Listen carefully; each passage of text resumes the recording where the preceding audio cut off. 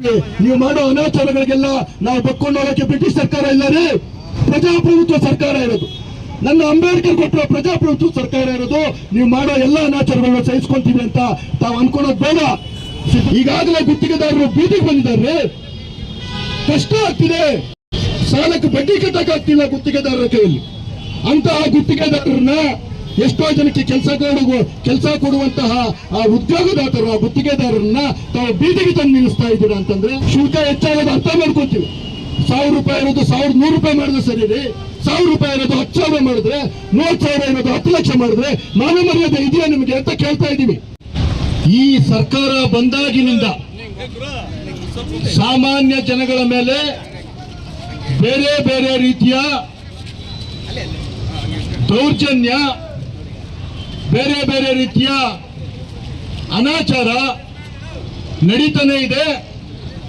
ಅದಕ್ಕೆ ಮತ್ತೊಂದು ಸಾಕ್ಷಿ ಇವತ್ತು ಈ ದಿನ ನನ್ನೆಲ್ಲ ಸ್ನೇಹಿತರು ರೈತರು ಮಾಡ್ತಾ ಇರುವಂತಹ ಧರಣಿ. ಗುತ್ತಿಗೆದಾರರು ಇವತ್ತು ರಸ್ತೆಗೆ ಇಳಿದು ನಿಮ್ಮ ವಿರುದ್ಧ ಪ್ರತಿಭಟನೆ ಮಾಡುವಂತಹ ಒಂದು ಸಂದರ್ಭವನ್ನ ಈ ಸರ್ಕಾರ ತಂದಿಟ್ಟಿದೆ. ನಿಮ್ಮ ಸರ್ಕಾರ ಈಗಾಗಲೇ ಬೊಕ್ಕಸ ಖಾಲಿಯಾಗಿ ಸಾಲದ ಹೊರೆ ಹೊತ್ಕೊಂಡು ಜನಗಳಿಗೆ ಏನು ನೀವು ಗ್ಯಾರಂಟಿಗಳನ್ನ ಕೊಟ್ರಿ, ಆ ಗ್ಯಾರಂಟಿಗಳನ್ನ ನಡ್ಕೊಳಕ್ಕಾಗ್ದಿರಾ ಈ ದಿನ ಬೇರೆ ಬೇರೆ ಶುಲ್ಕಗಳನ್ನ, ಬೇರೆ ಬೇರೆ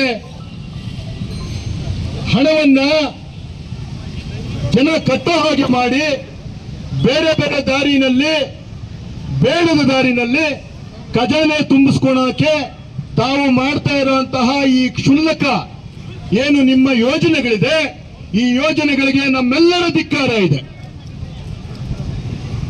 ಈ ದಿನ ಒಂದು ಮೀಟರ್ ಹಾಕಬೇಕು ಅಂತಂದ್ರೆ 1000 ರೂಪಾಯಿ ಇರುವಂತ ಮೀಟರ್ನ 6000 ರೂಪಾಯಿ ಮಾಡ್ತೀರಾ. ಒಬ್ಬ ಗುತ್ತಿಗೆದಾರ ಲೈಸೆನ್ಸ್ ತಗೊಳಕ್ಕೆ ಒಂದು 1000 ರೂಪಾಯಿ ಇರುವಂತದನ್ನ 10,000 ಮಾಡ್ತೀರಾ. ಈ ರೀತಿಯಾದಂತಹ ಯೋಜನೆಗಳನ್ನ ಮಾಡಿ ನಿಮ್ಮ ಉಳುಕುಗಳನ್ನ ಮುಚ್ಚಿಟ್ಕೊಂಡು ಜನಗಳ ಜೀವನದ ಮೇಲೆ ಬರೆ ಎಳೆಯುವಂತಹ ಕೆಲಸವನ್ನ ತಾವು ಮಾಡ್ತಾ ಇದ್ದೀರಾ. ಇಂತಹ ನಿಮ್ಮ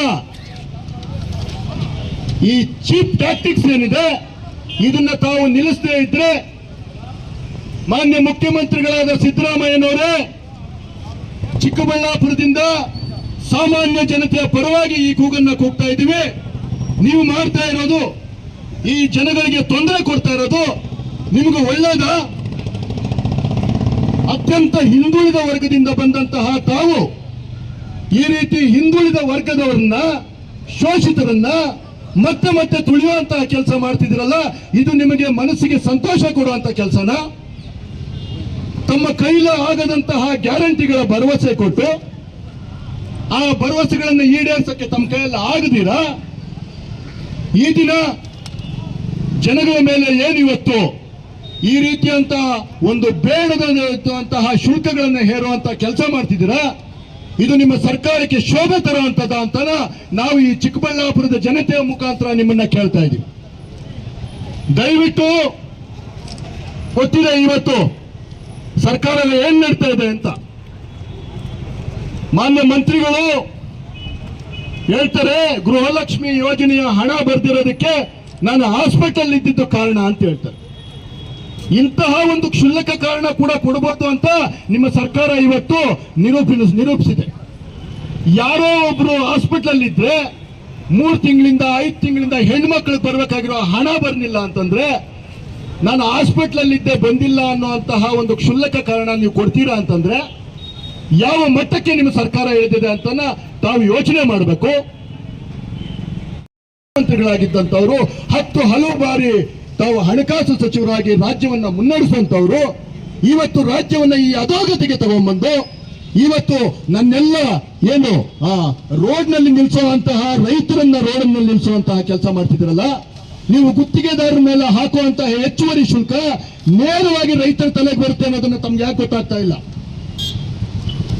ರೈತರ ನೀರಾವರಿ ಪಂಪ್ ಸೆಟ್ಗಳಿಗೆ ಏನು ಇದಕ್ಕೆ ಮೊದಲು 30,000 ರೂಪಾಯಿ ಅಕ್ರಮ ಸಕ್ರಮ ಯೋಜನೆಗೆ ತಾವು ಮಾಡಿದ್ರಿ.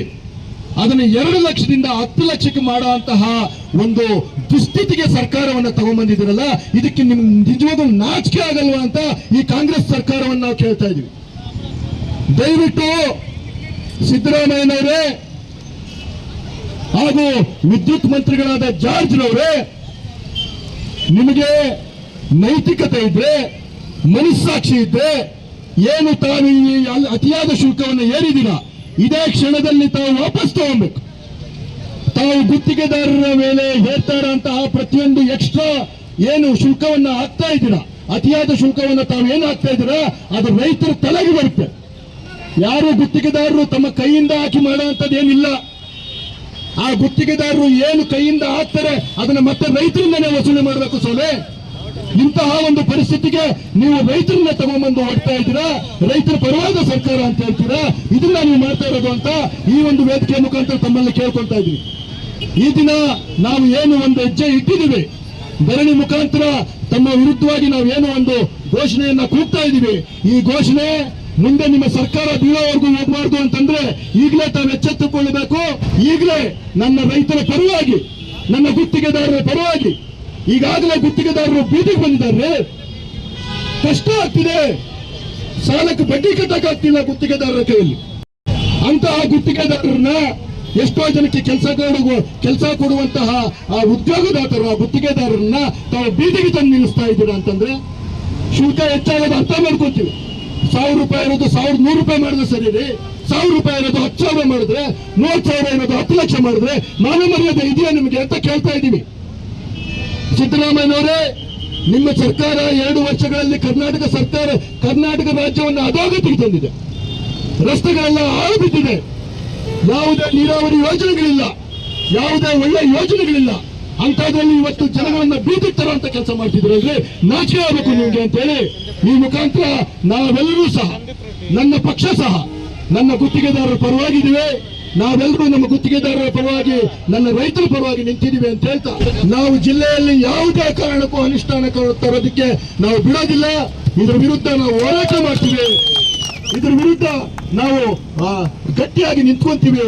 ನೀವು ಮಾಡೋ ಅನಾಚಾರಗಳಿಗೆಲ್ಲ ನಾವು ಬಕ್ಕೊಂಡು ಹೋಗಕ್ಕೆ ಬ್ರಿಟಿಷ್ ಸರ್ಕಾರ ಇಲ್ಲ ರೀ, ಪ್ರಜಾಪ್ರಭುತ್ವ ಸರ್ಕಾರ ಇರೋದು. ನನ್ನ ಅಂಬೇಡ್ಕರ್ ಕೊಟ್ಟರೆ ಪ್ರಜಾಪ್ರಭುತ್ವ ಸರ್ಕಾರ ಇರೋದು. ನೀವು ಮಾಡೋ ಎಲ್ಲ ಅನಾಚಾರಗಳನ್ನ ಸಹಿಸ್ಕೊಂತೀವಿ ಅಂತ ತಾವು ಅನ್ಕೊಳ್ಳೋದು ಬೇಡ. ಸಿದ್ದರಾಮಯ್ಯನವರೇ, ಮುಂದೆ ನಿಮ್ ಸರ್ಕಾರ ಬೀಳಕ್ಕೆ ಇದೇ ಮೊದಲನೇ ಹೆಜ್ಜೆ ಆಗೋದು ಬೇಡ. ಗುತ್ತಿಗೆದಾರರ ಹೊಟ್ಟೆ ಉರಿ ನಿಮಗೆ ಶಾಪ ಆಗೋದು ಬೇಡ. ರೈತರ ಹೊಟ್ಟೆ ಉರಿ ನಿಮಗೆ ಶಾಪ ಆಗೋದು ಬೇಡ. ದಯವಿಟ್ಟು ಇನ್ನಾದ್ರೂ ನಿಮ್ಮ ಬುದ್ಧಿನ ತಿದ್ಕೊಳ್ಳಿ, ಜನಗಳ ಪರವಾಗಿ ಕೆಲಸ ಮಾಡಿ ಅಂತ ಹೇಳ್ತಾ ಈ ನನ್ನ 4 ಮಾತುಗಳನ್ನ ಮುಗಿಸ್ತಾ ಇದ್ದೀನಿ. ಇದು ಇವತ್ತಿನ ಹೋರಾಟ ಆರಂಭ ಮಾತ್ರ.